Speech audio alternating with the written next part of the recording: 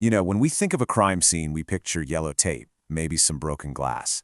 But what if I told you the biggest heists today are happening in plain sight, with no fingerprints, no forced entry?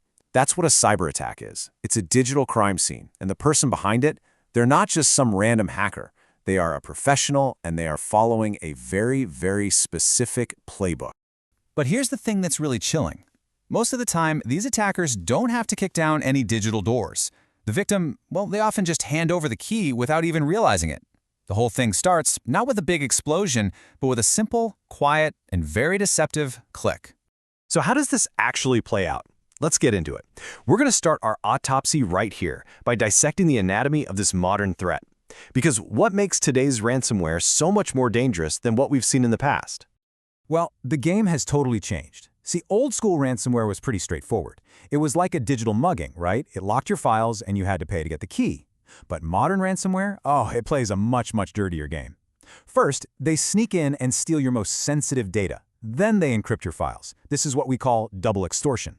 Now it's not just about getting your files back. They're threatening to leak everything, all your company secrets to the entire world. The stakes are just so much higher.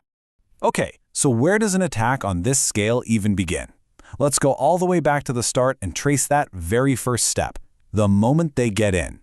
You know, for all the high-tech defenses in the world, the way in is usually shockingly low-tech.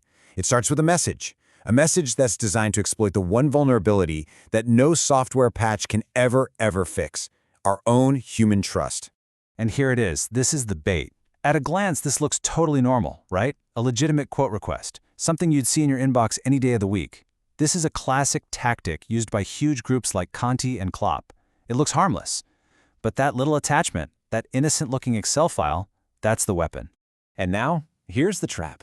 The user opens it up, and they see this message, a protected document, asking them to enable content. That one click, that's the trigger. The moment they do that, it executes a hidden script that quietly opens a backdoor into the network. And boom, just like that, the attacker is inside. But getting in, that's really just the beginning. The attacker doesn't launch the ransomware right away. That would be way too obvious. No, instead, they start a silent takeover, moving through the network like a ghost. Once they have that initial foothold, they follow a brutally efficient three-step process. First, they escalate their privileges. They turn that one low-level user account into an account with administrator rights. Next, they systematically find and shut down all of the security defenses. And finally, they map out exactly where the company's crown jewels, the most critical data, are stored. So how do they actually pull this off? Well, they turn the system's own trusted tools against it. It's kind of brilliant in a terrifying way. They use built-in programs like PowerShell to tell Windows Defender to just stand down. They use tools like Bloodhound to find the quickest path to domain admin, which is basically the key to the entire kingdom. It's like a thief using the building's own security blueprints to plan the perfect heist. Okay, so now they have full control and all the alarms are turned off. The attacker can now move on to the most important part of their playbook, the data heist. So before even one file gets encrypted, they start quietly copying huge amounts of data and sending it out of the network. And where does it all go?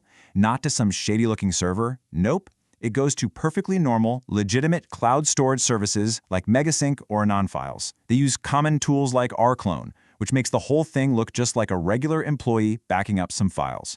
It's incredibly difficult to spot in real time. And once all that data is safely in their hands, they do one last thing before they deploy the ransomware. They wipe the evidence. They clean up their digital footprints to make it as hard as possible for investigators to figure out what they did. So, the attack is over.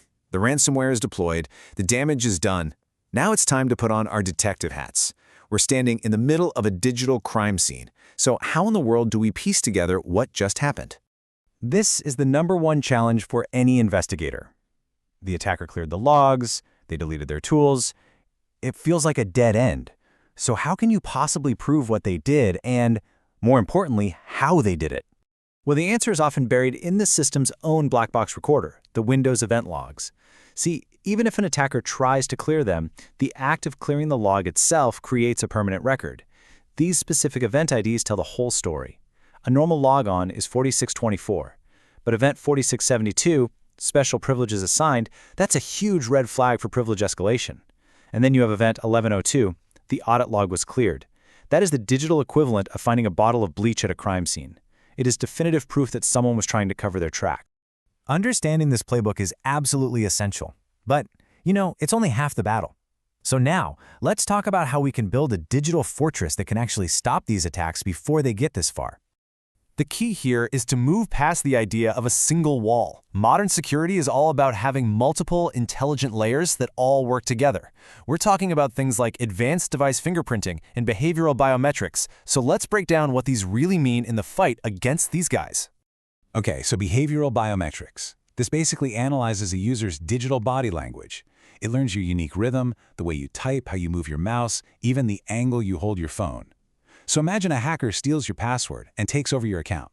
They might have the right key, but their body language is all wrong. The system sees that, flags it as an anomaly, and knows it's an imposter. It can lock them out, even if they're using perfectly valid credentials. And then there's advanced device fingerprinting. This creates a unique digital DNA for every single device trying to connect to your network. It looks at hundreds of tiny details, hardware specs, browser settings, you name it. This means if a fraudster tries to log in with stolen credentials from their machine, the system doesn't just see the login, it sees the unfamiliar device DNA. Even if they change their IP address, the device itself is blacklisted. You're not just blocking a user, you're blocking their weapon. So, what's the big takeaway from all of this? It's really about a fundamental shift in how we think about security. It's about moving away from being reactive, always cleaning up after an attack, and moving toward a proactive, predictive posture, where you can actually anticipate and shut down threats before they can do any damage.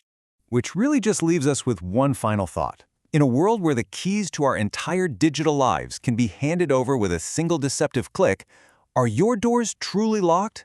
And maybe more importantly, do you even know who's knocking?